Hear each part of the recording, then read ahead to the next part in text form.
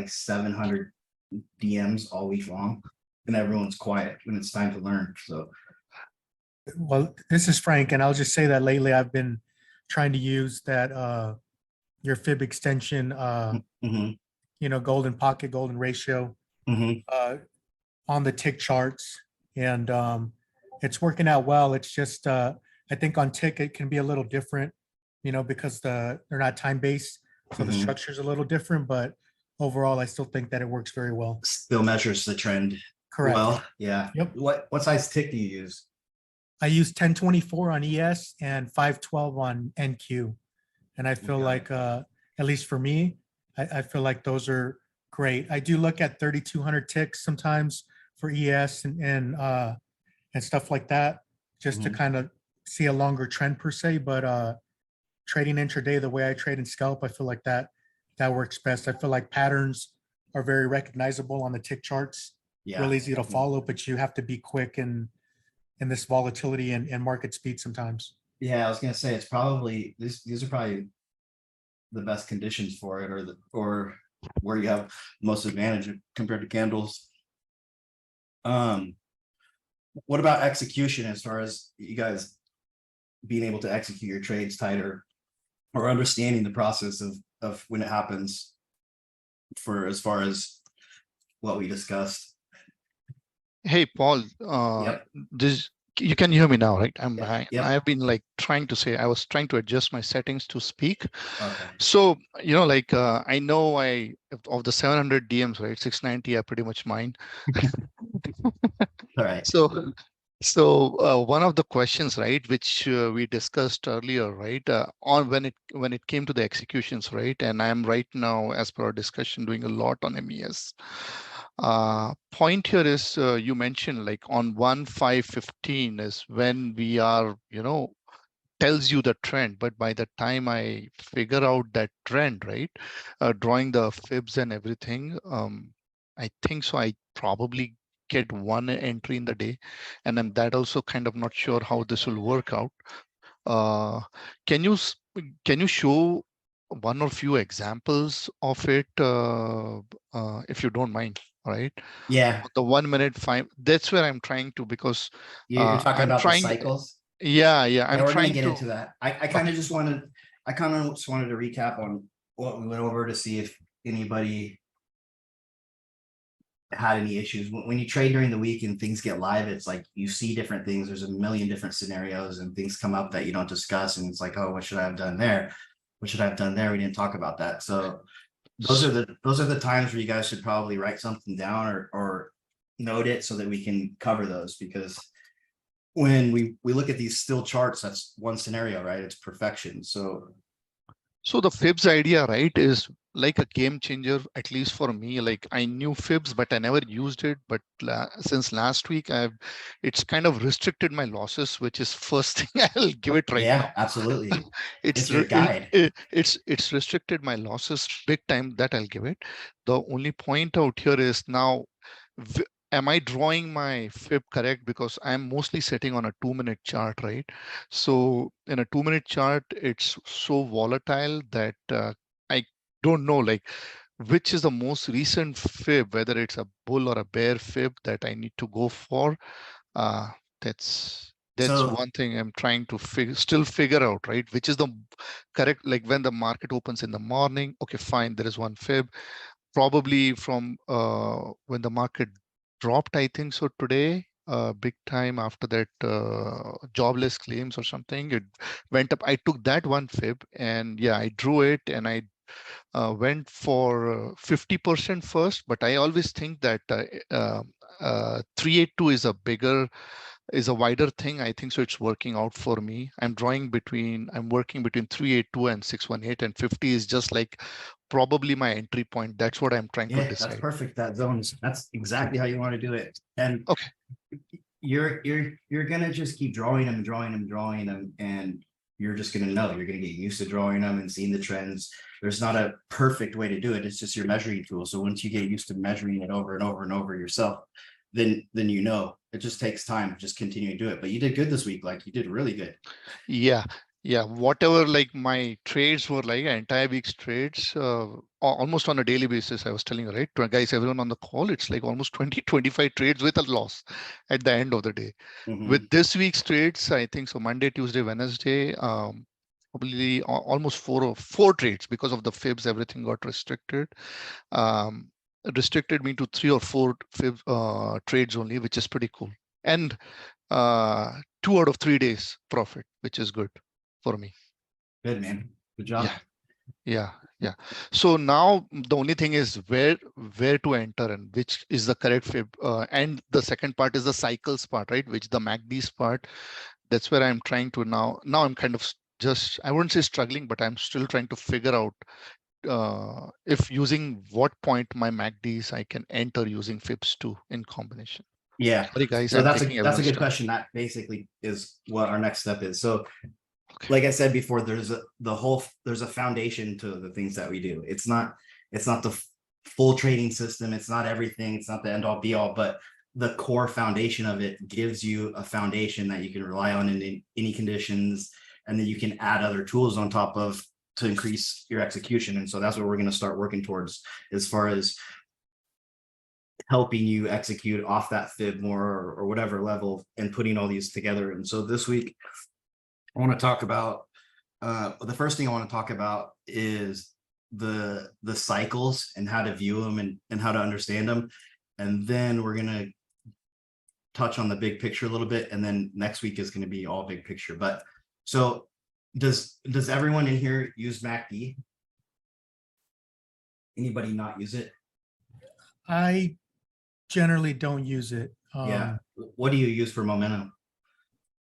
Honestly, I look at the DOM and I use a speed of tape indicator. But I feel like I'm trying to implement some of your concepts, but I'm not strictly trading your overall strategy either. You know what I mean? Yeah. So that's okay. This isn't the MACD is not the only tool to gauge momentum. So stochastics, RSI, MACD,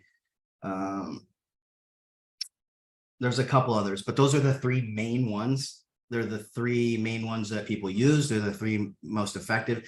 And they're also the 3 that programs get programmed around because they know that everyone uses them. So they became a basis of part of their programming. So that's why I just stick to the basic MACD, the basic settings, because that's what programs get programmed around to, and that's what the general population uses. And so that's what we want to see. And so if you guys want to use stochastics, if you want to use RSI, you know how to gauge one of those better, that's fine. The thing that's important about those is most people think, oh, it's MACD across the faster moving average, across the slower moving average, that's a buy signal, or it crossed down and that's a sell signal. And that's not what we're looking for here. This is not a buy or sell signal for us. It's just completely momentum. And so you can do the same thing with stochastics as far as momentum and RSI. RSI is a little bit harder though, because it's giving you an exhaustion point for bullish or bearish, rather than just giving you with the wind at your back. And so what we're doing here is we're breaking it up into, I'm gonna type this into the small groups chat, so you guys could save this somewhere if you want to. We break this the cycle strength into primary and secondary. And so primary cycles are going to be your upper time frame. We use, for our upper time frames, we use 4-hour, daily, and the weekly. The monthly chart is just too slow. So you could have a counter move against it, for an entire month. So it doesn't really play an effect unless it's just kind of like an extra kicker for you and aligns with everything else. And so secondary cycles are 1 minute, 5 minute, 15 minute, and 30 minute checker once in a while. And so, are you guys with me? Pretty simple so far. Yes. Okay. And so when we're evaluating things, this is what controls the direction or the overall trend, the upper time frames, the 1 minute time frame, whatever's happening in a 1 minute candle, a 5 minute candle, 15-minute candle, 30-minute candle can have zero impact on the market. What's controlling the market is everything from the upper time frames. And so if the strength on the upper time frames, let's say the 4 hour, the daily, and the weekly MACD are all crossed up, and we use this as an example right here, just as a cross up, just so we know.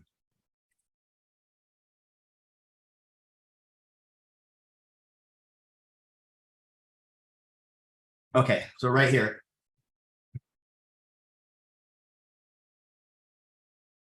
the two things. The slope up is the initial strength. The crossover is the confirmation strength. And so all this is the wind at your back. It's the momentum, it's the strength, it's where everything's pushing.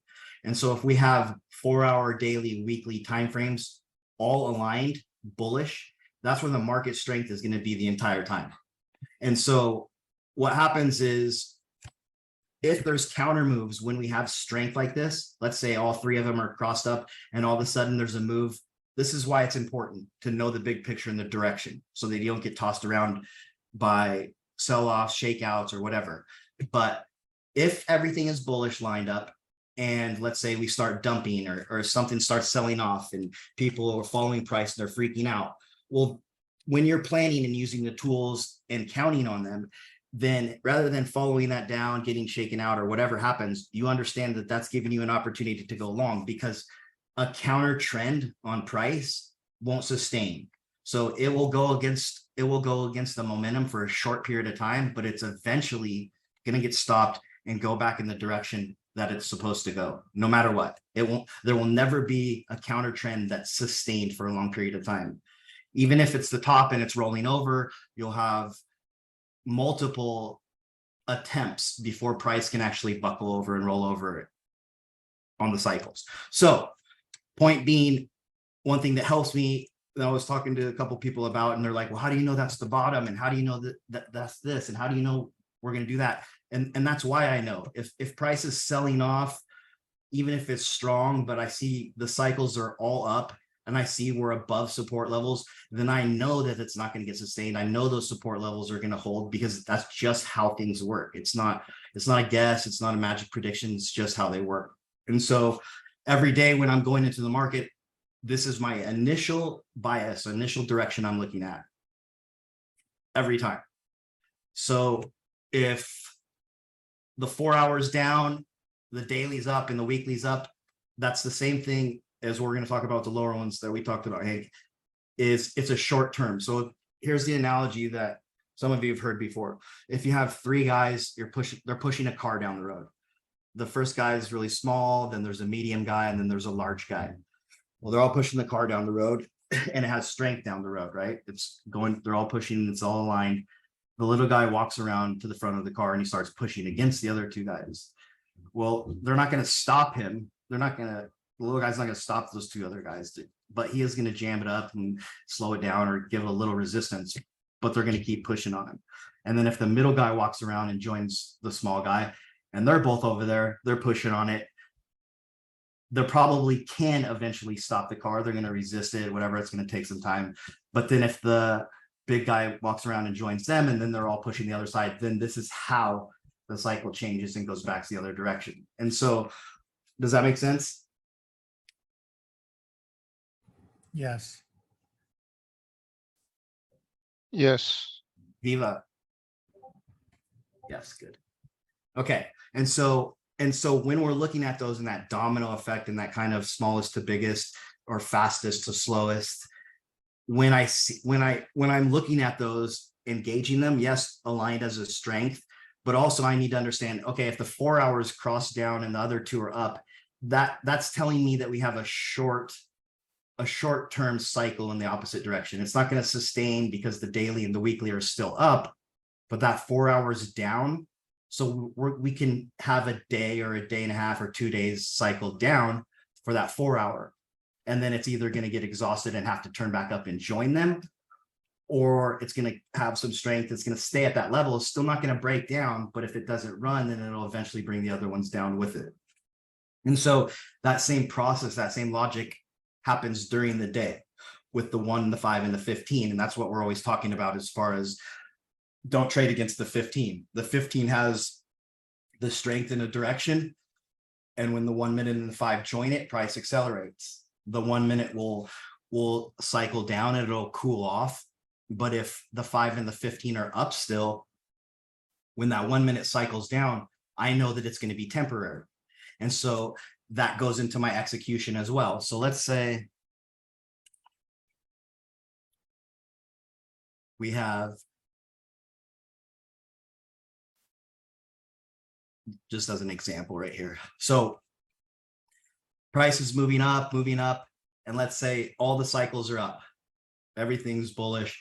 And then all of a sudden the 1 minute cycles down. And so price starts bumping down, and now we're into our trigger zone, right? We came into our zone. This is where we take entries. Well, this is also how I know if it's going to be strong enough or if the support is there. We have the 5 and the 15 and the strength is up. So the wind is bullish. It's blowing at our back. When this 1 minute cycles down and price comes down here and it doesn't completely break down, as soon as this slope starts to come back up, this thing's getting ready to join the 15 and the 5 for strength, right? It's sloped up and I know that it's about to join them, and the strength is going to be aligned again. And so I see a support level that I'm looking at holding, and the 1 minute cycle finishing off and getting ready to join them. That helps me in my execution as well. Does that make sense? Yep. Yeah. Viva, that was kind of important. Thing I wanted to talk to you about. So I want to make sure that, okay, good. Okay. So that's the simplicity of it. It's not a complex part of it. Like most of this is not complex. It's just understanding it. So Hank, did you understand that? Are you sharing your screen, Paul? Because I don't see anything you're sharing, just dark screen where data is loading, something like that. Do you guys all see my screen? Because I'm sharing it. Yeah, I can see it. I can see it too. No, but he's not sharing any chart, right? Yes, I am. Yeah, maybe you log out and then try to come back in. Oh, okay. That's Oh, wait a second. one thing I'll say, just in going back a little bit. Mhm. When you were talking about the chat, sometimes the chat is can be confusing, and I'm saying this just in general because we all trade differently, right? Mhm. And even though there's a lot of similarities, we all trade differently, and some of us trade on different time frames. So what I'm saying out loud to everybody and myself is that we can all be right in our analysis and be going in different directions because we're looking at things from a different time frame perspective. Yep. So sometimes it can be confusing if I'm saying I'm going to go long here, I'm thinking about long, and someone else is saying I'm trying to short up here, whatever. But don't let that confuse you in your overall trading strategy and what works for you, because that's what matters the most, I guess, is what I'm trying to say. Yeah, that's good. That's a good point. So I'll piggyback off that. If you're learning and you do want to take like alerts or have somebody, help guide you into a trade and you're following somebody, then the best thing to do is not just be sitting there waiting for somebody to say something. It's to be piggyback and trading with somebody in chat. So you're listening to the things they're saying, you know what they're doing, rather than just trying to take an alert and get a trade. You won't go anywhere that way. Even though, I used to be massively anti-alerts, even though I'm trying to do more alerts now. But if you're going to follow somebody, you need to stick with that person and even be talking to them, so that exactly what Frank's saying, you know what time frame they're looking at or what they're doing. The majority of the time for mere tracks, this is the flow that we're doing just during the day, unless I'm talking about getting a swing. I'm just trying to scalp, and we're scalping based on cycles aligning and taking our execution. That's literally what me and him are doing back and forth all day. We're waiting, and he's really, really good at waiting for cycles to finish off, for them to get tired, for them to transition and take the trades. Like he's really good. I'll get in early a lot of times because I'm more aggressive. But as far as what we've been talking about, Hank, this is another key thing. You were getting really good setups this week, really good entries, and you're doing a really good job, but you were also getting ahead of yourself on a lot of trades and a lot of transitions. And so following this 1 minute, I'm glad you switched your chart to a 1 minute, because this gives you the speed of it.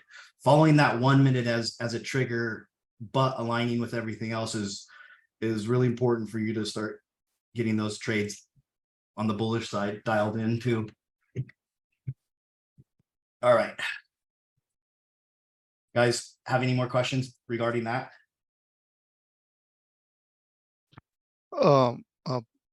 If you Paul, send a right? DM to me this week, I'm not going to answer it. Paul, right? Yeah. Still a bit off on this particular knowledge. Means you explained that part very clearly, right? Okay, that 5, 15, 1 all going in the same direction. Suddenly one decides to go down, right? In this case, all right. And you're saying that how do I say this, right?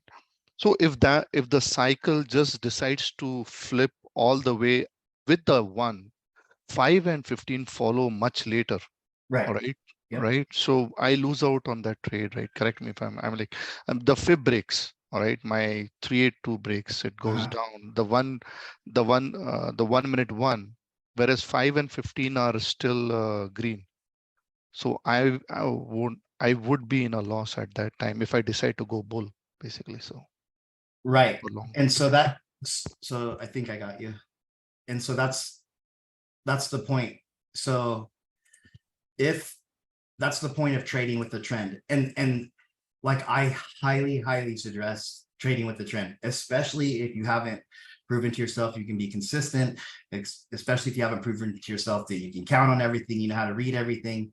If you're not at that point yet, then there's absolutely no reason to counter trend trade. Yeah, there's lots of counter trends and people take them and whatever, but there's no reason to do it.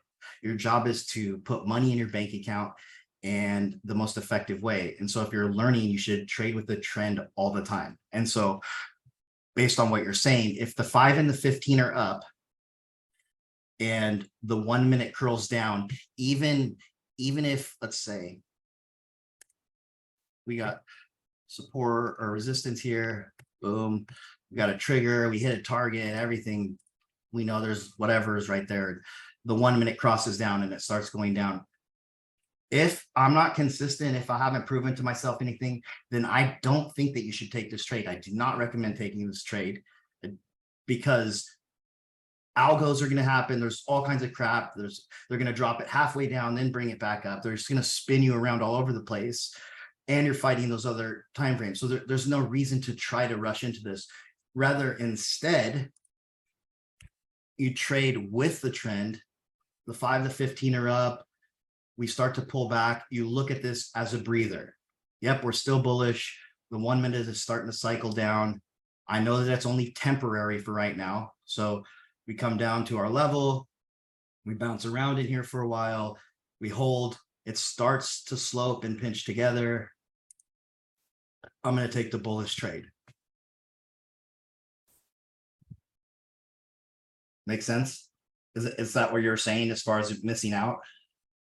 But Paul, another thing today was the good example. After 9:45 and 10:30, the cycles were up, but the price is still chopped. I believe I entered a little early, and I was sitting through around $400 loss. But since cycles were up, finally I got out positive. But sometimes those cycles can really be they can really kill the account. Right. So what How do mistake did you we make? fight that kind of trend? How do we save ourselves from the early entry? Or because for me, I'm still a small account, like $200 to $1,000. Somehow I made it, but I still have very limited cash to play multiple entries. So how do I save myself from early entry and sitting through the losses, then making an optimal entry on that such scenarios when price is going up and down in 5 or 15 minute cycle? So look at the open. Like I said this before, the same thing's been happening on the open for probably, it's been happening for as long as I've been trading, but it's probably been happening way longer than that. It's the same chaos, the same bullshit, the same shakeout, the same just madness at the open every time. And I still see people like who I've traded with or been around for a long time, and they still try to trade the open and they're still struggling. And it's like, you're not going to get good enough to like master the open or something. This is not a skill that you need to develop or you need the right tool. This is pure fucking war and chaos. Like I'll take the open trade sometimes when there's a specific setup and I'm planned for that specific setup and that one alone, nothing else. Otherwise, the majority of the time, you guys are trying to create or make something out of this whole situation right here. And look at that shit. It's fucking impossible. There's just no way that's going to happen. So there's not a riddle to solve there. Like stay away from the open initially, because the cycle and that shit's crazy right there. It's all just trying to figure itself out. Secondly, if we have a sell-off, I didn't talk about this last time. If there's a sell-off going into the open, then you always want to draw a fib off that, a forward reverse fib. That way you know if price is going to reverse and keep running, right? Just like this right here.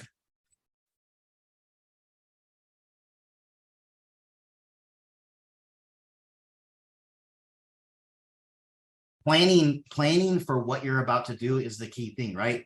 If you're just looking at one tool and trying to figure that out, and that's what you're learning, then there's no way you should be playing the open. You should be taking your time during the day, learning how to use that tool, letting that tool set up, rather than in this chaos trying to make it happen. Because really, at the end of the day, the goal and where we're going to get to is being able to put all these pieces together fast, muscle memory, and evaluate something, whether you want to trade it or not. Because there's not just one tool. It's not just algos. It's not just fibs. It's not just, it all works together. And so in this situation, I'll tell you exactly what, for me, I'm coming in, it's bullish. I have a reverse fib. I have a 50% right here. I'm not touching price until we get over that 618, come back and test it. So my entry would be right here, assuming everything else lined up and whatnot. But just as far as price getting over this level, I'm not touching it till here. There's no reason for me to touch it right here. Why am I going to try to do anything right here? So that preparation is there. The other picture, as far as big picture, all of that goes together so that you don't make a mistake or get confused just based on the cycles. Does that make sense? Mm-hmm. It's not enough. Like look at how they look at the open and at the close. There's always just madness. It's just programs kick in and accelerate. And I wish Vogue would stop too. Just like there's no point in trading the open. You have to like convince yourself or change the mindset of like that excitement, and you're just going to hit something big and you're going to make money like that. If you feel that and you're thinking that way or wishing that way or hoping that way, then you're going to lose. Because really, you're basically, the mentality is a hunter or a sniper. You're looking, good traders are looking for specific analysis or setups that are based around a strategy or system that they're familiar with and they know how it works. That's what they're doing. They're not hopping down looking for price to run, waiting for some news or whatnot. They're trading specific strategies and systems. That's it. That's the only reason that I can be successful and do this for a living, is because I do that. That's as simple as that. So my problem, I think, is that as soon as the price or the candle I see right at over or at 6.18, I'm try to make an entry, and then I get my money locked down there, because you're doing the same thing everyone else is doing. breakout, he's in. Oh, it's down. Shit, what happened? Like all this now you don't even know what to do, even if you had a somewhat of a strategy, because you're looking at your price, you're looking at your money in the red, and logic and analysis is out the window at that point. It's just like fingers crossed, panic, hope, like all the things that it. So what you should do, even though you've gotten good, like you need to plot out the full entire trade and let price come back to you. Every time you guys are taking a trade, you should be waiting for price to arrive to you. It should be, even if it's a breakout, I'm waiting for it to break out past this point and look a certain way. If you're not doing that, then your probability is very low. Like it just all that you're relying on is momentum, and hopefully the market's strong enough that you get in and it keeps going or it keeps falling, whatever. Okay. But I mean, just especially right now, like I'm telling you, these algos are nasty. Like it's like I watch this price action, I watch everything happen, and I just honestly think to myself, people are just getting destroyed. There's no way people out there that don't have a refined system like this or tools or whatever that they're winning. Even, you know, I have gamma levels and all this and whatever. Even then, because of how nasty the price action is, the entry levels are, if you don't have the correct turn points, then you don't have a good chance right now. Like you just don't. You guys will be really, really good traders if you can keep your seat at the table and make it through these conditions until we get momentum and liquidity again, strong liquidity. So, well, so Paul, right? Just jumping, Hank here, right? Jumping back to the original question, right? So there's a trend, 515 going strong. You wait for this 1 minute to churn down, enter the golden pocket, and just enter around 50 and 618 or somewhere around 50%, and or do we wait for the 1 minute to churn back up and is a good idea then to enter? Yeah, so you're reading it, right? Like Correct.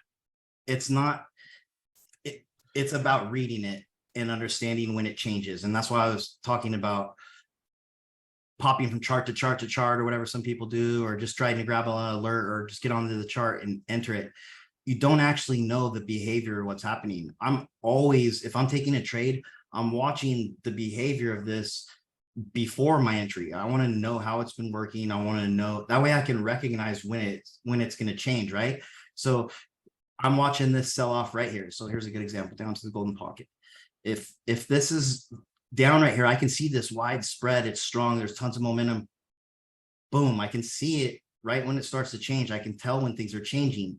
And so when I see things changing and I can get a read on it changing, one thing that I think people misinterpret is that there's this 1 + 1 = 2, and that's how you do it. And this 2 + 2 = 4. And this is the trigger arrow, and this is the sell arrow, and that's how you get in and out. And it's not. You have buy and sell levels, you have support and resistance, and you have things to support you entering there.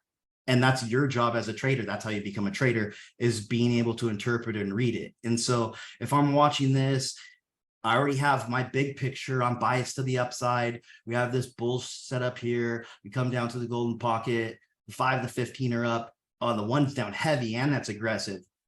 Boom, these candles are going down. Well, I'm sure everyone's like, oh shit, it's dumping, it's bearish, blah, blah, blah. We're not following suit to that. We're just watching our tools. Okay, it's dumping down. There's our support level. And then boom, right here, things change. Oh, it's changing. And I'm going to be able to count on that because the 5 and the 15 are already up. The big picture is already up. If for some reason this is a fake out, it doesn't cross and confirm and it goes back down more. Okay, well, whatever. I'm going to take my loss where I take my loss, and I'm going to move on, because that's going to happen. And that's okay. But I'm going to follow that procedure, because it's not going to happen, or it's going to work out more than it's not going to work out when I follow it properly. On top of that, you have algos telling you whether it's being bought or sold at that time too. So if the algos are, let's see what they're doing.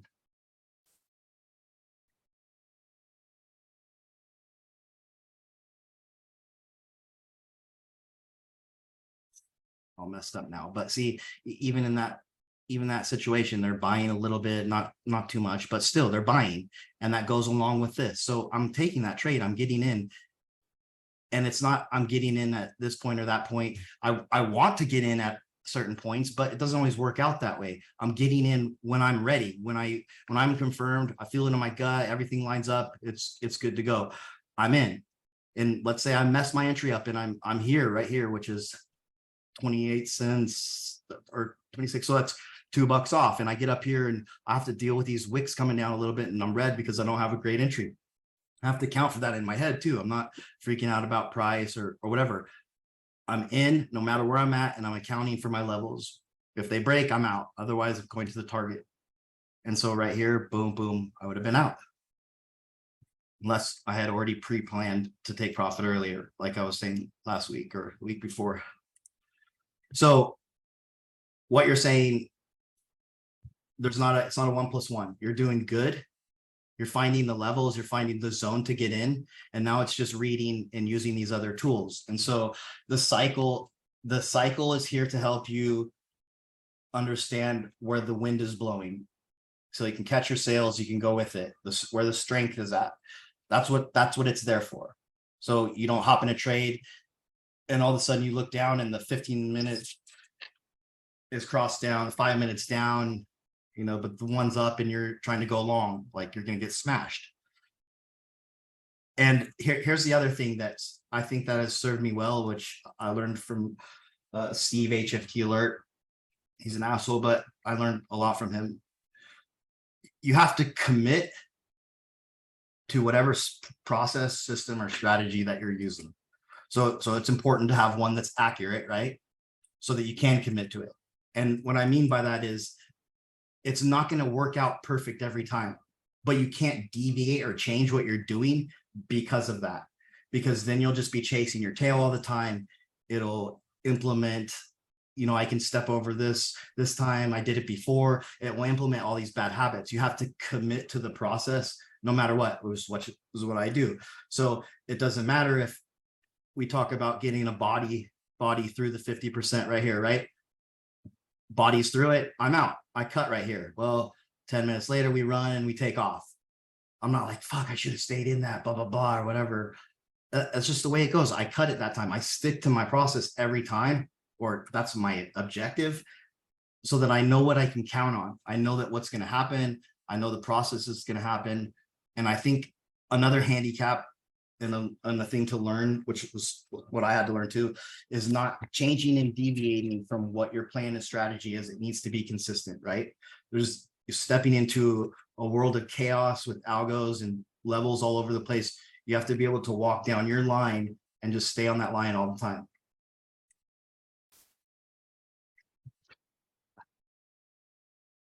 Can I ask one question?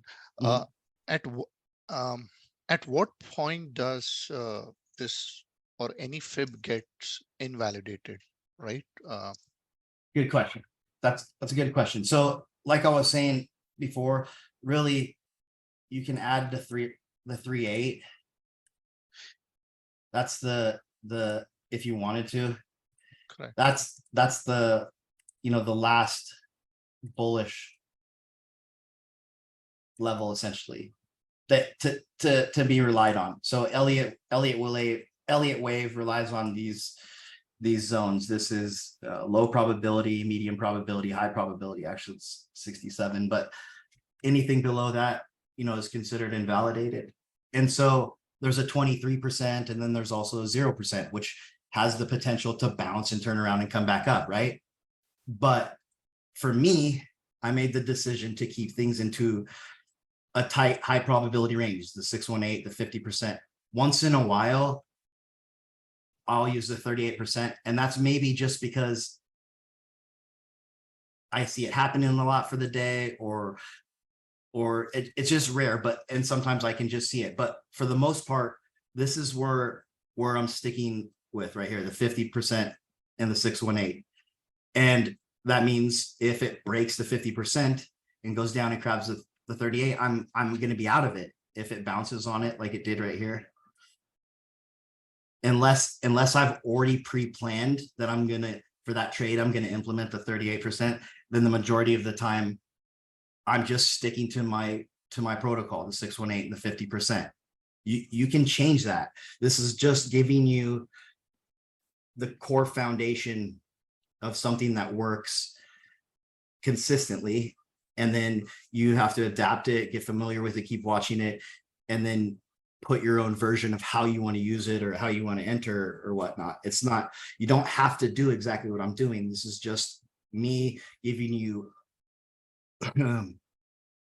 some concrete to build your house on. If you want to use a 38, whatever you decide to do, just commit to that, so that over a long period of time, you see a lot of conditions, you see a lot of different scenarios, and you get used to it, right? That's what the secret is getting used to the same stuff in different conditions. That way you can respond no matter what's happening.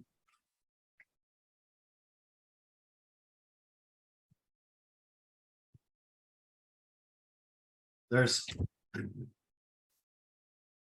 this, I didn't want to throw too much at you as far as the fibs. I just wanted you guys to really get it, but this is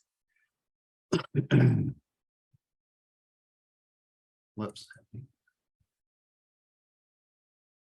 This is another level that's really, really good for momentum strength, which is the 67. And that's on Elliott wave. This is the level that's used. So you see I have this little box for this extra 67%. You can add that if you want to. When price comes down and it taps that, for me, that's an extra signal. That's like the momentum strong.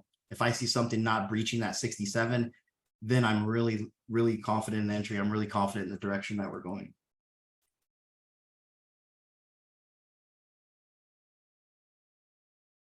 So anything below 61 and 50, you are out anyway. But then how do you decide to re-enter if you ever decide to go back on the same? If there's a trade setup, it's literally about the trade setups for me. And so I think you heard me and Trax talking about missing our trades. Like that day that price ran away and I was just pissed and whining and it ran from the 4-hour bottom to the top. I missed like 95% of that because I didn't get an entry.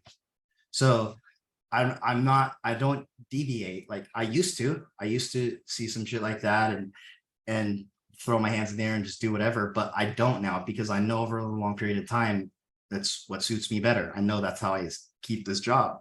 So if this breaks down in the 38 and I miss it, then I'm going to refib things out, set it up and see where I can find myself another trade. And that's what bringing these other tools in too, right? This is not this fib zone is not your only entry. And that's what else we're going to talk about. Let's see.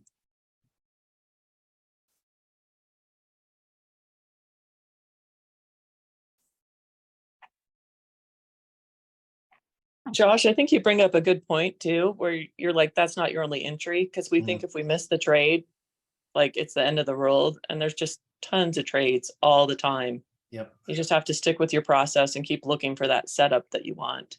Yep. Rather than take like a trade that isn't going to help or that's in the middle of it, or you feel like you've missed it. You just have to like move on. And that's hard for people. So it's like something that you have to like tell yourself. You have to be proactive and think about that kind of stuff. Like I personally, I mean, maybe my mind isn't as strong as other people's, but I like had to program and talk to myself like for fucking a lot. Like I would finish the day off and I'd be like, why the fuck did I do that, dude? I know not to do that. I did it again. It's the fucking third day in a row. Why did I do that? Why did I do that? So I have to like start my day off with like, okay, don't chase, only take this entry, like programming myself like a retard because I would just, my habits were just bad and whatever, I kept doing the same shit. So you have to find a way to do exactly what she's saying so that you do think logically like that. Like when you miss a trade, you're like, you don't go, oh shit, and it's ripping and everyone else's, you see everyone else posting profits and you're not in it and all of a sudden you're in. you have to be able to step back and be like, okay, I'm gonna find another entry. Like you have to be calculated, and that comes from habits too, consistency. So as far as the other entry levels, the three things for me is ATR levels, right? The fibs, and then the 50 or the 200, which are the 50 and the 200 are the least things I take an entry off. But I have a we'll get to that in a minute. But having another reliable tool where slow index off, where I have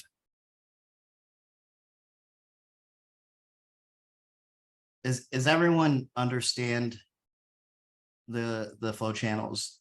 You understand that price bounces off the bottom. If it holds there, it's going to the mid. If it breaks the mid, it's going to the top. Like, okay, so we don't need to get into that. Good. So with these channels, I have three different setups. I have when we're outside, we re-enter, we come back, we test the channel for an entry. That's called an inside bull shot.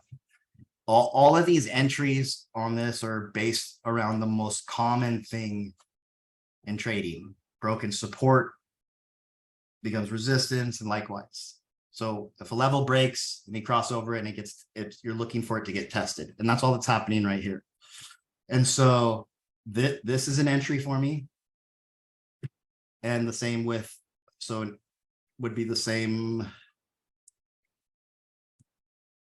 You guys know what the inside bear shot is, right? So same thing on the top, re-enter, comes, retraces, hits the top, inside bear shot. That's an entry. Then the regular Celt rejections, rejects the top, rejects the bottom. If it's been in there for a while, it's just the regular rejections. I don't really trade off the mid. Actually, I never do. And then the only other trade would be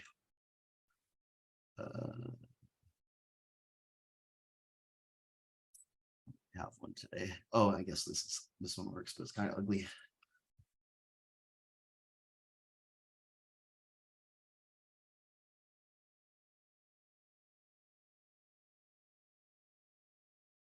So break out of the channels, retrace, test the channels. It can't get back in. So this is why we're taking these entries, because this is a cage. It cages price based on whatever time frame you're looking at, and that contains price in that average range. When it breaks free from that average range, there's acceleration. It gets stronger. It's not overbought, it gets stronger. And so when it breaks free, if it's going to continue, it's going to retrace and hit and come back and test the channel before it takes off. And so that's what we're looking for. So that's the trade here. And so based on that, I'm looking at this as well. When we have the open and you're talking about, the cycle and what the cycle said this and whatever, you have multiple tools that are giving you that are working together. They're not going to be fighting each other. They're not going to be telling you don't do this or don't do that, because, and then the other one saying go. It's not gonna happen. These work perfectly together in harmony. They work perfect. And so I'm tying it all in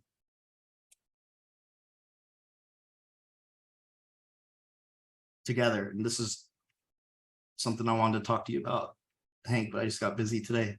So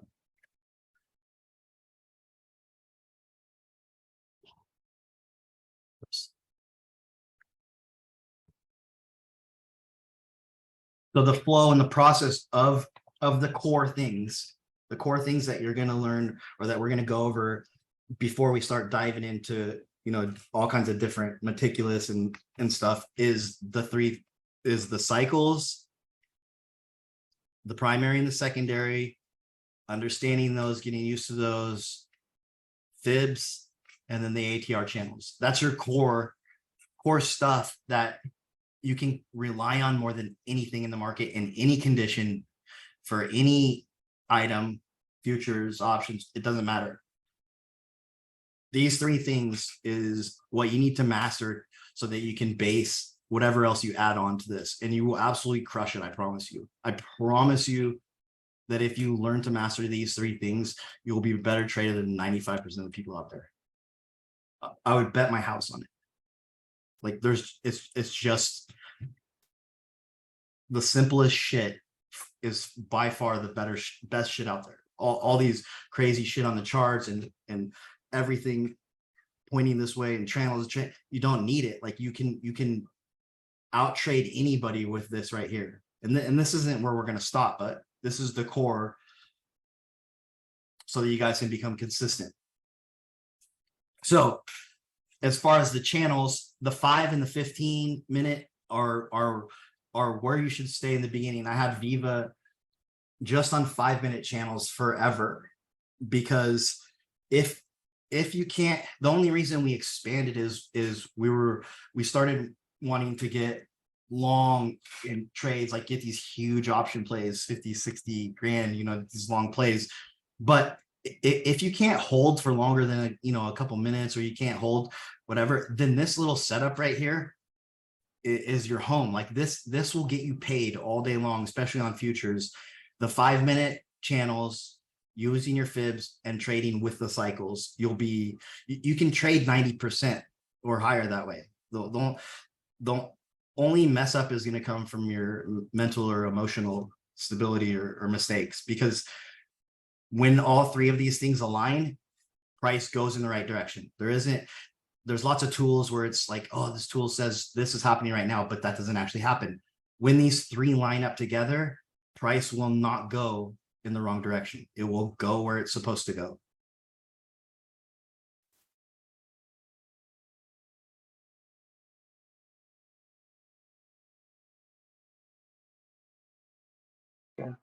One last question from me, Paul. So anytime we draw the fib, I have seen it that most of the time I'm targeting for the price to move to 1.27, but is it the 100% possibility that price has to go to 1.127 So range, or that's why we're implementing these other things, right? So again, there's three things. I'm going to type this and put it in the chat right now. 3 things that control a trend: fibs, ATR, 50 and 200 moving average. So we're using all of those because all of those can be used as targets for us as well. So when I'm planning a trade, I wish I had a better chart because this one's not giving us a ton of stuff to work with. If anybody has a good chart, let me know.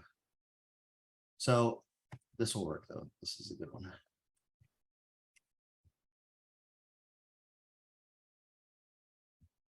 So you're planning based on the chart, right? All the levels that you're using or I'm recommend using is because they're relevant. And that's where price is going to stop. That's what you need to worry about. I don't have this other shit on my chart because it's not going to control or stop anything. Nothing's going to get in the way besides the things that I need. And so let's say we're trading right here. We get a little trend move and okay, I fib it out. I'm looking for a trade. We start retracing, watching the cycles. Everything starts to set up. Look, we line up here. Boom, we go. I'm not looking to that 127 only because I have a 5-minute top right here. So I have to prepare that might be my exit first. And so, yes, you're looking to the 127, but whatever other tools you have, 30-minute, 15-minute, or 4-hour daily top, whatever is there, you have to plan for that. And that's part of the big picture too, is we don't want to get caught off guard by something. And so if this is what I'm going to get into next is big picture. So basically the short answer is you're going to use all your tools and you need to know what's there before the 127, right? So that you can plan for that to be your exit. And that's what I mean about planning for your trade. You can't think about that stuff or calculate it if you're just looking for some momentum candles and jumping in. And so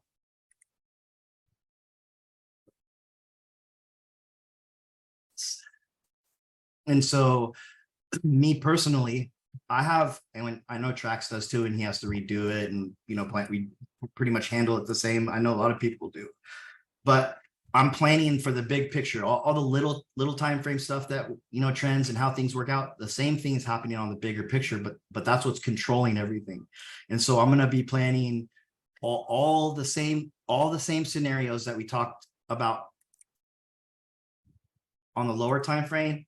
I'm going to be planning all of those on this big time frame.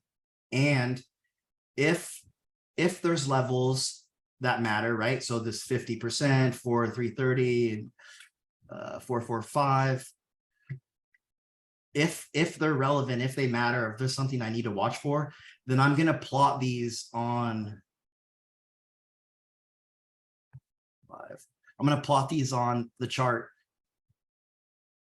ahead of time when I'm doing prep or just getting ready, so that I have my levels on here.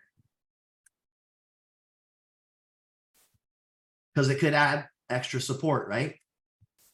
So you're not standing alone with just the 127. That's something that you can count on, right? That's a system, a piece of the system. You measure trends, it retraces, it lands in the golden pocket. You're looking for the 127. So that little piece you have dialed in, and how it works, how to use it. You have to put everything else together. So that works with all this stuff, because a lot of the times they're going to be confluence on the same levels, or they're going to be close to each other. They're going to work together. Damn it.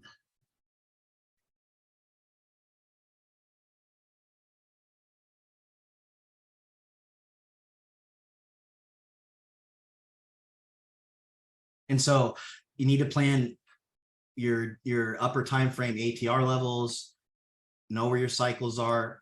That way you can execute stronger. And so now your next step, Hank, talking about like moving forward, you have the 127 down. Don't worry about whether you have every single one right. You understand the process and the concept. So you're going to keep drawing, and it's going to get better. But now it's time to implement these other things to make those entries stronger, to make your entries more confident, so that you're not rushing into those wrong trades. Like you would message me and you would say, hey, what about this? And I'm like, no, look at this. No, look at this. So you're planning for all of it. That's the point. So now that you guys understand the three things we're going to talk about, there's going to be 2 weeks of nailing this down in different conditions, different scenarios, how to execute it in different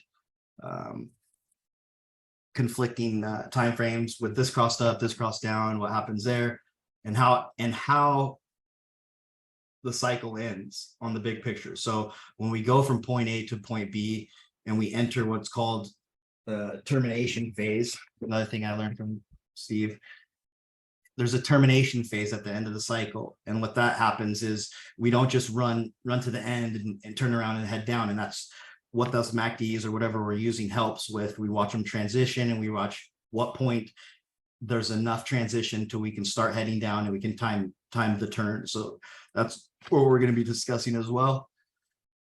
I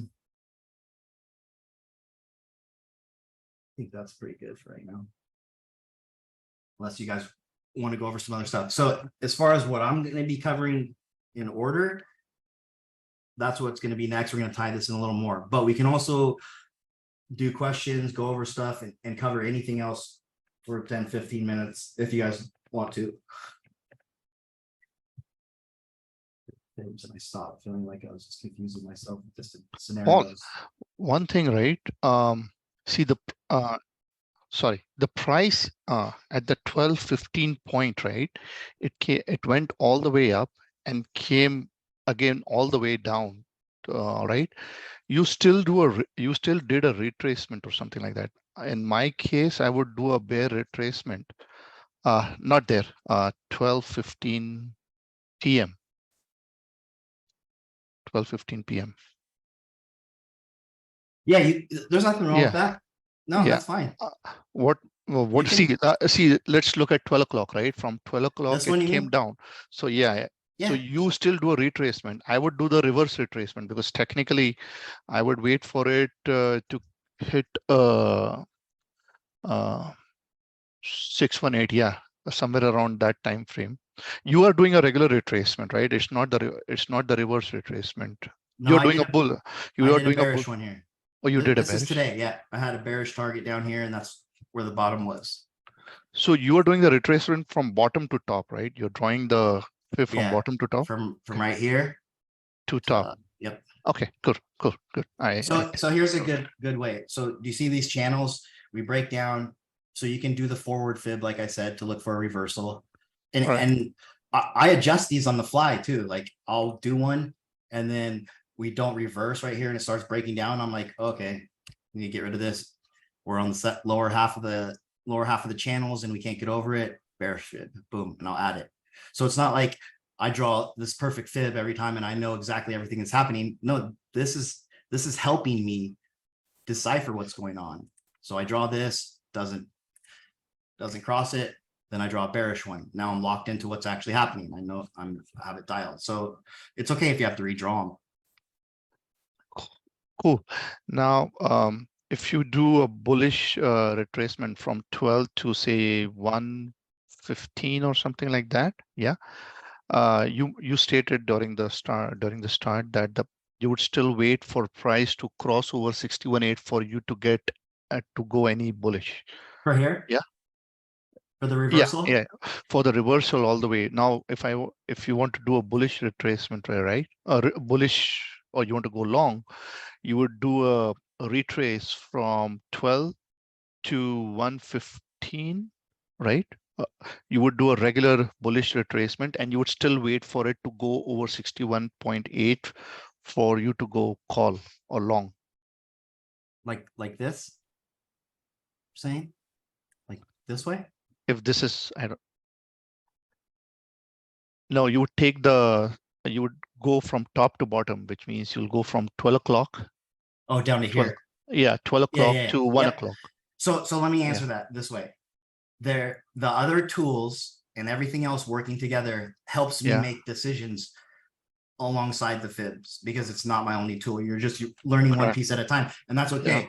What you need to do right now is create rules that you stick by, right? Correct. So want me saying, hey, this needs to get over the 618 and come back and retrace and test it, or else I'm not going to take it. That's not a set in stone rule for me, because Sure. I have other tools and whatever, where I'll take the trade because I'm certain about it. But I started with set in stone rules. So I started with, hey, I want this to blow out this, retrace, and test this before I take a bullish entry.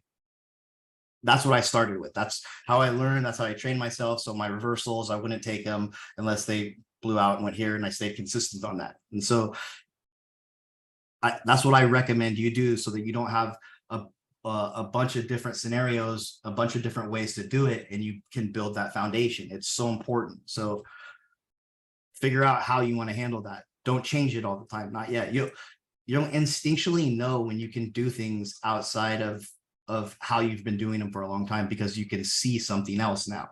You have like more awareness, more situations. You'll just naturally grow into it.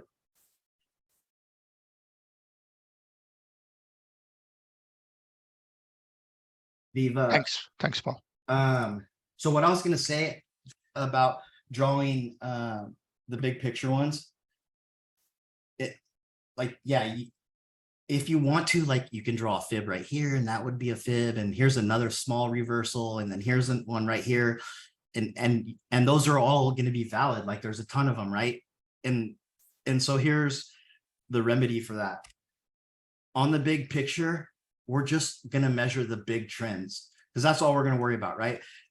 There's a lot of little medium-sized trends on this that we could map out, and they would probably handle.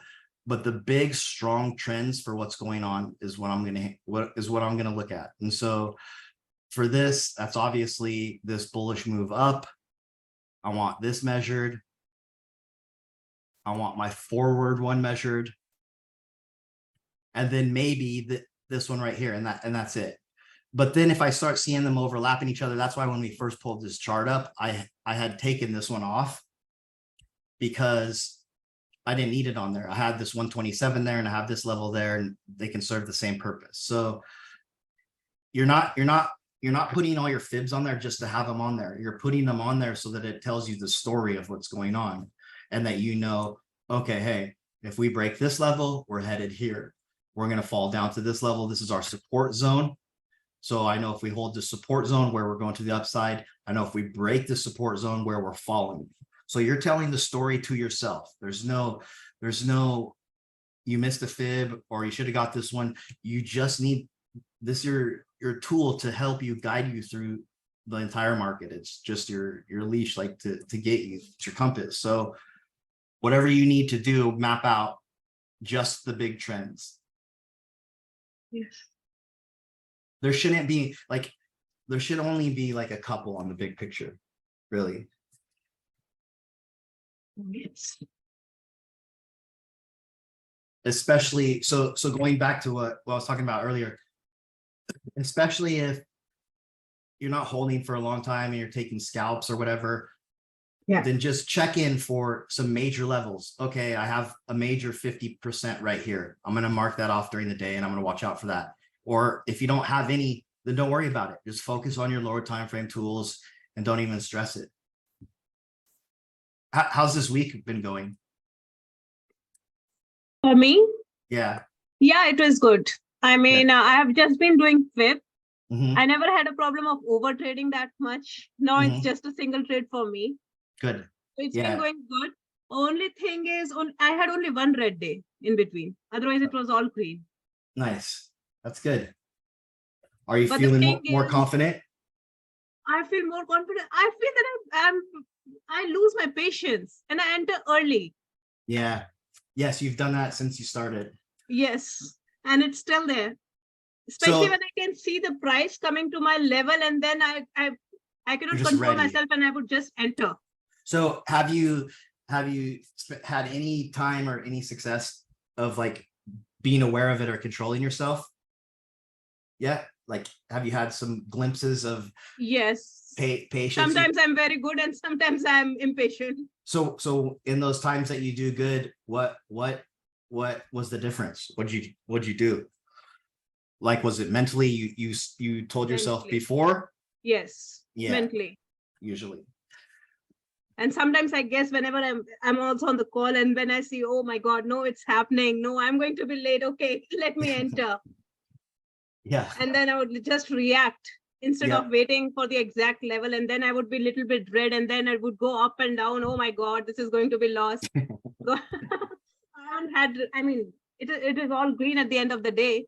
But Even still, I would just, even if somebody doesn't admit it, everybody's experiences that and has experienced that. And I would just, like, you've done a good job just talking to you lately is from where you first started, as far as like always entering early. So just keep pounding it into your head, keep telling yourself, because once you like do it all the time, keep telling yourself, then at some point it just breaks. Like, it just breaks and you don't have that auto reaction. Like for me, I remember, like, I would just be like, dude, did I just push the buy button? Like, how am I in this trade? Like, it would just like, I would just do it instead of thinking about it. Well, after I was thinking about it, planning it, controlling myself, talking to myself, at some point I just like stopped doing it. And I started to be able to like think rather than like have these emotions, like someone else pushed the button for me out of nowhere. I don't know. So just keep talking to yourself. Paul, one thing, right? I use 5-minute and 15-minute Keltner, the flow channels. Mhm. So if there is an intersection, like, or, like kind of they converge, say at the bottom level, they converge. Is that like a strong indicator that it might move, it might accelerate all the way to going up or going down? What do you mean? So The so- moving average lines? yeah, no. The flow channel, the flow channel that you have, Oh. right? Yeah, so I have a 5-minute and a 15-minute, and I'm technically always waiting for a convergence to happen to see, to give me a reaction. This was before, like Yeah. this was before like 618 was born last Yeah. week in front of me. So I was waiting for that to converge a lot, and I still do. But does it give any acceleration? If say the and second question is, right, if the top channel of top band of 5 minutes goes above 15 minutes, I keep thinking in my head, like, what does it mean? Like, is it like a bullish thing going on, or the lower band goes below the because these two guys are always like never in sync. The day they are in sync, it's like a day of Price is probably ranging sideways. sideways day. But when 5 is above 15 or 5 is below 15, something wacky is going to happen, and 50% of the time I think so is going to change how my account portfolio is going to look by end of day. So what do you think about that? Like, what are Well, your thoughts it's on just it's just a faster time frame, right? So the 5 is going to keep up with price faster than the 15, right? Just that? like Correct. they're both going to keep up faster than the 4-hour. Like they're going to move up and be ahead of above the 4-hour because the 4-hour is slower. So Sure. you could look at it as a momentum sign, right? The 5 is keeping up with price. We're above it up there, or we're below it down there.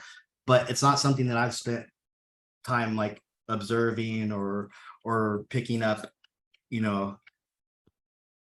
some Okay. trick or entry off of it. But if it's above it, obviously we have momentum to the upside. If we have it down, it's downside. But also I haven't observed everything. That's the beauty of this. Like I've had a lot of people observe things that I never saw and show me new things. So your brain is going to pick up things when you're consistently watching the same stuff. So just keep watching it. You might figure something out. Okay. So KJ, this is a tricky question. One is I don't respond off volume like other people do, or maybe whatever, because I use the flow index. And so this is going to tell me, volume, if you're looking for volume to tell you, what price is going to do as far as entering or exiting, I don't do that because this gives me a better tell on that. What I will look for volume for is profiles and structure, value areas, low volume nodes, high volume nodes, which we'll get into later too. But as far as volume, the only way that I use it as far as execution is the flow index. And then I also have the level 2 indicator that I use that, let's see, that doesn't have anything showing right now. Oops. Let's see if we can just do a small one. It's like 50. Oh.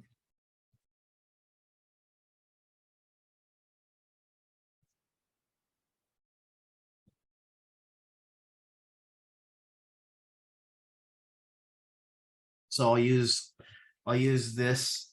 I guess this isn't really volume. This is order flow. So it's only other aspect of volume that I use. I'll use this to see big order flow levels with the flow index working off of those levels. But as far as volume bars or volume tools, I've never really used them too much. I did for a while and tested other tools, but one thing I also learned from this guy Steve was that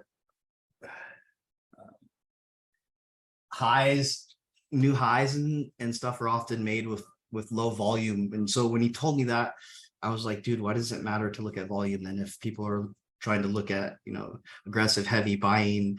You can't count on that to push price or whatever, and new highs are made on really low volume, then what does it matter? So that's just me though. I know there's people that use volume and there's ways to use it, but I rely on flow index more.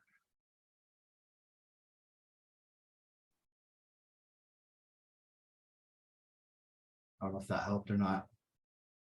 Can I say something real quick? Of course, please. Something to keep in mind, and especially for newer people that are getting in the groove of things and understanding how he's explaining, especially with the fibs and all that stuff, right? Like you have to, if you're able to, and everybody's circumstances are different, right? With what they have going on in their life. But if you're able to dedicate time and you're like, hey, I'm going to sit down from the open until 11 or whatever it is to trade or all day, however you do it. But what I'm getting at is that as you're looking at the chart and trying to find setups or waiting for setups, you have to keep adjusting the way the market is moving, right? Whether you're trending up or down.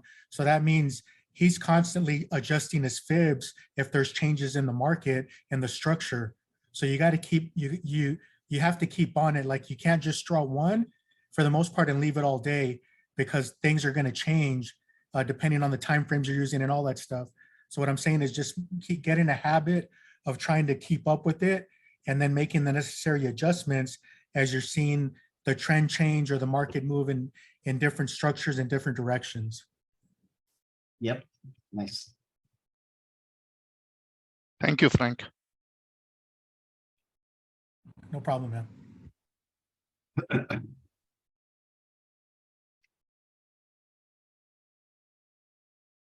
Well, it seems like everyone's just grabbing this pretty fast, which is good. So we can get a nice structure built for everyone. Can you Paul, share these level 2 configurations one more time with us, if that's okay? I mean, he was going to watch the video again, but still. Yeah. I just messed him up though.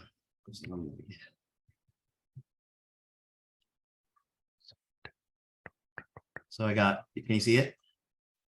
mhm. I'll post it in the chat too.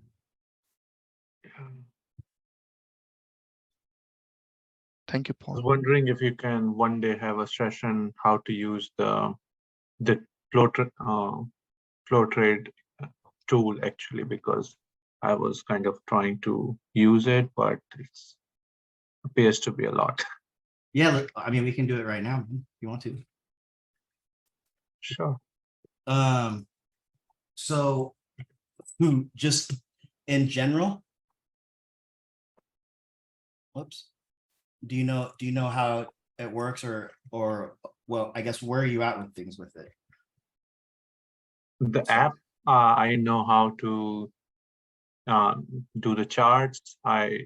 Chart setup, creating multiple charts and all different windows, but I could not figure out how to find the fib retracement. On here? Yeah, I don't have these many actually. So on the sidebar over here, yeah, you click this. I don't know what kind of emblem it is, but it's a line, 2 arrows. It's like the 3rd or 4th one down. yeah. This opens the window of all the tools, and so then you can even scroll down. There's more, and so just star whatever one you want to use. I use the fib retracement, and then I use the fib Minotauro move up.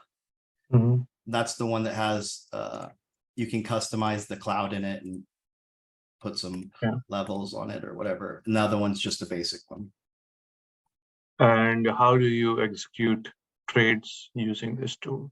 That's the important part. The DOM. Yeah. So there's a few ways. So here's the DOM.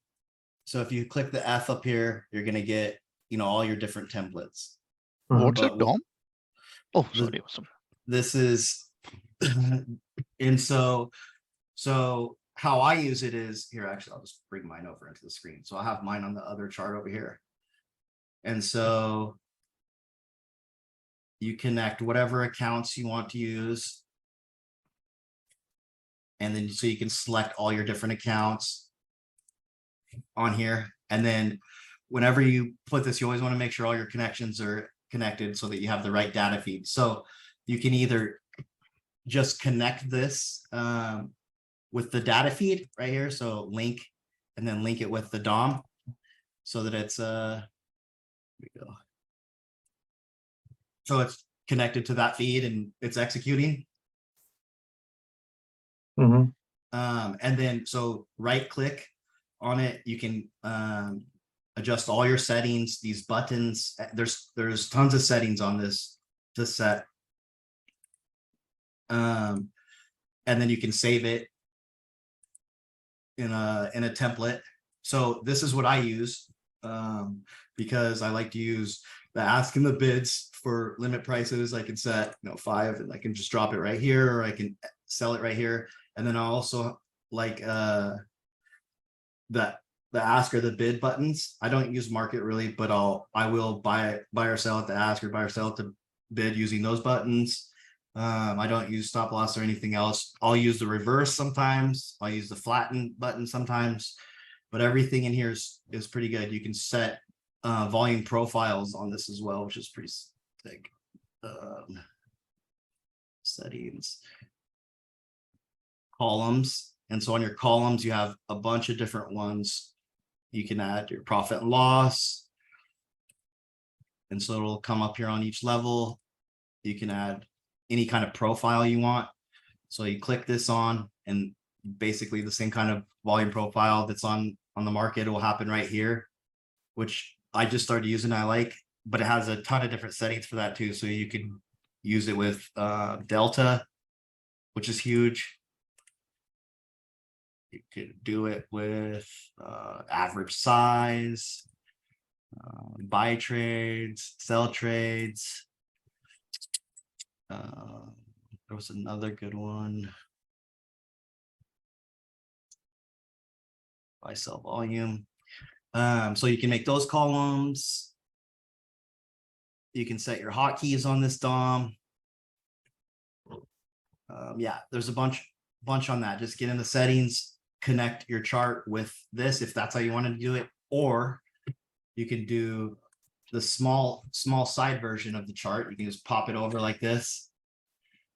Your account will automatically be tied to the whatever is on the chart. On this one, you don't have to tie it together, and then set the same thing up, but it's just a smaller version of that. Or you can do the button next to it up here, which is just a little market sell and buy and sell button that you can drag wherever you want. And I think there's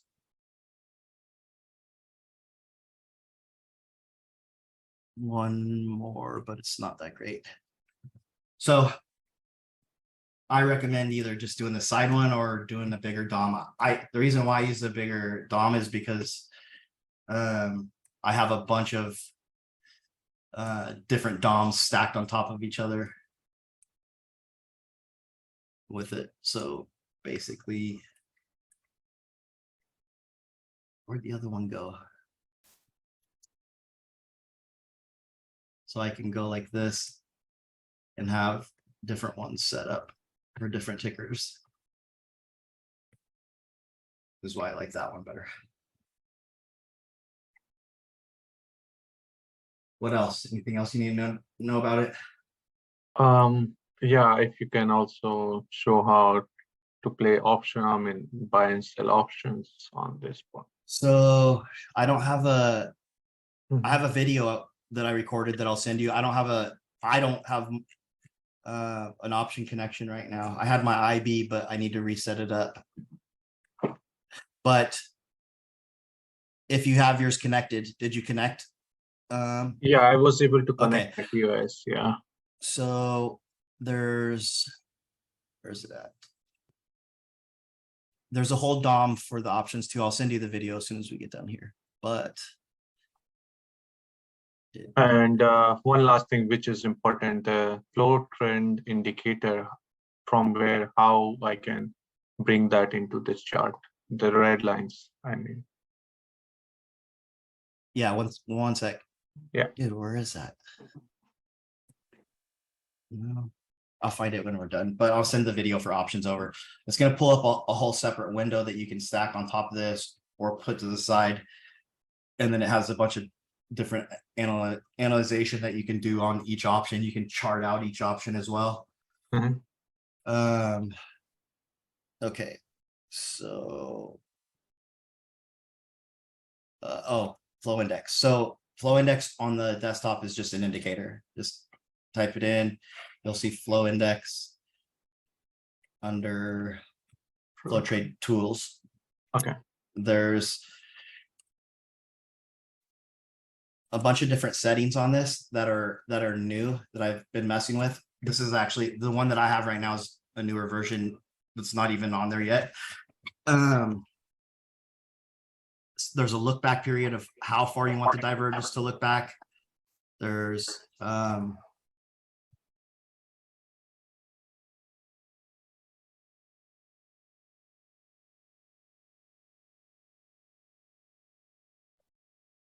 and then this is setting the range of the divergence, but it's not as accurate and as fast as I want it to be. So I'm going to tweak it a little bit more before we do one more upgrade. But if you don't want those divergences on there, you can just go pick your color and just zero out the opacity, which is actually what I do right now, and just use the flow index line. Mhm. Okay. Cool. Yeah, that's helpful. I will do the setup today, maybe. Anything else, I think it's guys? the options watch list, right? Is that the one you're looking for? Yeah, did you find it? Yeah, it's the second row, like the aqua, and then it's the OWLI. Fourth, Fourth one second, from the fourth, left. yeah. Fourth on the second row. Is that it? There's another thing too, I think. That I don't think that's Oh, you mean the options chain, right? Yeah, yep. Yeah. I know what you're talking about. Where 'cause the I've hell had is that it? before, but let me look for it. Market replay, back event trading position, work orders, trade history, symbolic, counted, so simple, order placing. What the hell? Try the second one from the left, options analytics. Yep, that's it, dude. There you go. Yep. OAN. Yeah. But why, I mean, these options or the selection board, why that looks like a nomenclature board? Say that again. I mean, like the style for those small. This one? No. The option where you were looking for all the different. Oh, these? Yeah. These looks very confusing to me. Yes, I know, dude. I don't like them either. We're kind of stuck with them, but Oh. once you go through this, Uh-huh. so if you find the ones that you need, like chart, okay, option tool, and just spend one time going through and starring the ones that you want, then Mhm. they'll just be at the top up here for you. Got it. Yeah. Yeah, Yeah. the abbreviation sucks. I don't like it either. I think using it every day frequently will make it easier. Yeah, it definitely does. It's a little overwhelming at first. Yeah. But here's what I was talking about as far as, so make sure your data feed's connected up here, whatever one is for your Uh-huh. options. And then there's a bunch of different tools, just play around in here. Mhm. Analyzer, volatility. And then your chain is over here. You can just set it up however you want. Got it. Thank you.